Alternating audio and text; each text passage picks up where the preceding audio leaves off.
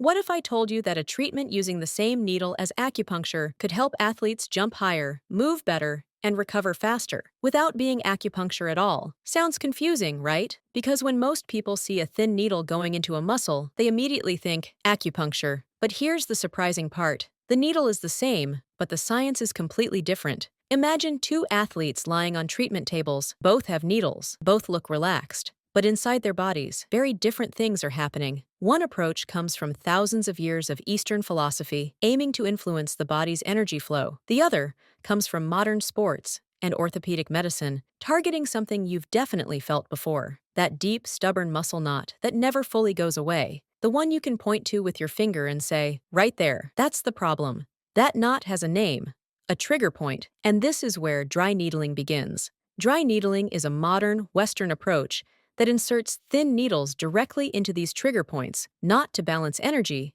but to change how muscles, nerves, and tissues behave. It's becoming increasingly popular in sports and orthopedic settings. But here's the real question. Does dry needling actually help athletes? Or is it just another trend? And more importantly, what does the research really say? Let's break it down. Imagine you're an athlete dealing with tight hamstrings, a sore shoulder, or a calf that just never feels quite right. You stretch, you foam roll, you rest, but that tightness keeps coming back. That's where trigger points come in. Trigger points are hyper-irritable spots in muscle tissue that can cause local pain, referred pain, weakness, and limited range of motion. They're not just tight muscles, they're areas where the muscle and nervous system are essentially stuck in a dysfunctional loop. Dry needling aims to interrupt that loop. According to a study done by J. Domerholt in 2011, dry needling primarily targets myofascial trigger points and works through several physiological pathways. First, it may help reduce peripheral and central pain sensitization. In simple terms, it can calm down both the irritated tissue and the nervous system that's amplifying the pain. Second, it may help improve muscle activation patterns. When a muscle is chronically tight or painful, it often doesn't fire properly. Dry needling can help reset that muscle's ability to contract and relax more normally. Third, it may alter local tissue biochemistry. Trigger points are associated with higher levels of inflammatory and pain-related chemicals. By mechanically stimulating the tissue, dry needling may help normalize that environment. And finally, it may increase local blood flow and metabolic activity. In a study by Subhanjan Das in 2022, researchers observed increased circulation around needled tissues, which may support healing and recovery. Now, that all sounds great, but let's slow down for a moment. Does this mean dry needling is a miracle treatment? Not exactly. According to a study by Jay Dunning in 2014, there is still a paucity of high-quality evidence when it comes to long-term pain reduction.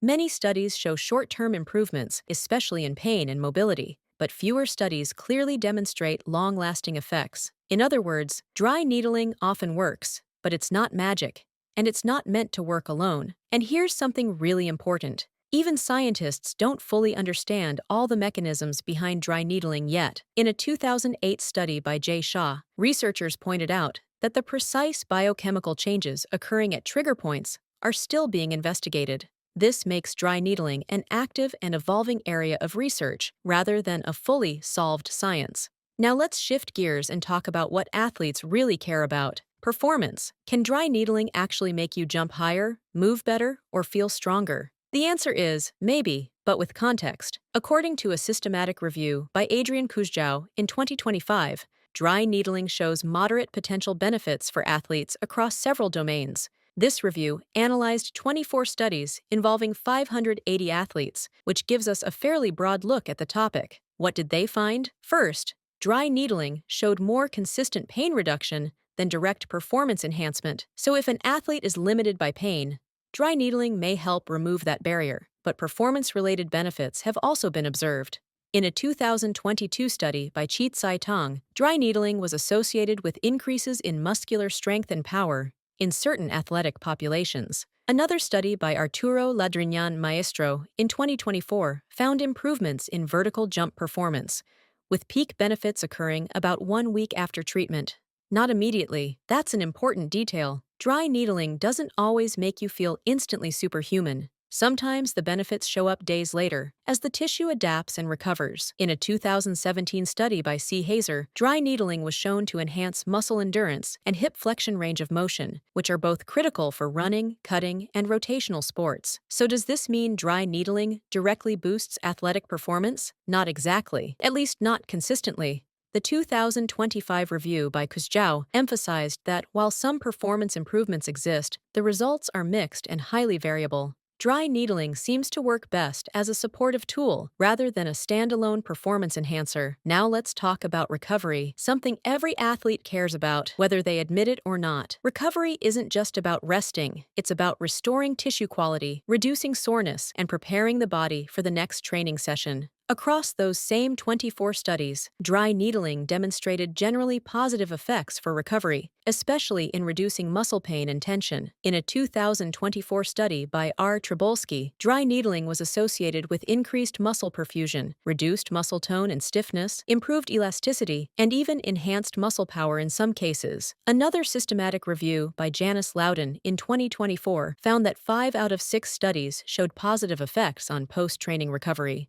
However, and this is crucial, the evidence quality was rated as grade D, which is the lowest confirmatory level. That doesn't mean the results are useless. It means we need to interpret them carefully. In plain language, dry needling may help athletes feel better and recover faster. But the science isn't strong enough yet to say exactly how much, or for whom in every situation. And researchers are especially clear about one thing. We need more high-quality studies involving elite athletes and Paralympic athletes to establish clear protocols and long-term outcomes. So what's the practical takeaway? Dry needling is best viewed as a tool, not a solution. For athletes, it may help by reducing pain, improving muscle function, increasing flexibility and range of motion, supporting recovery between training sessions. But it works best when combined with strength training, movement retraining, load management, sport-specific conditioning. Dry needling doesn't replace training, it supports it.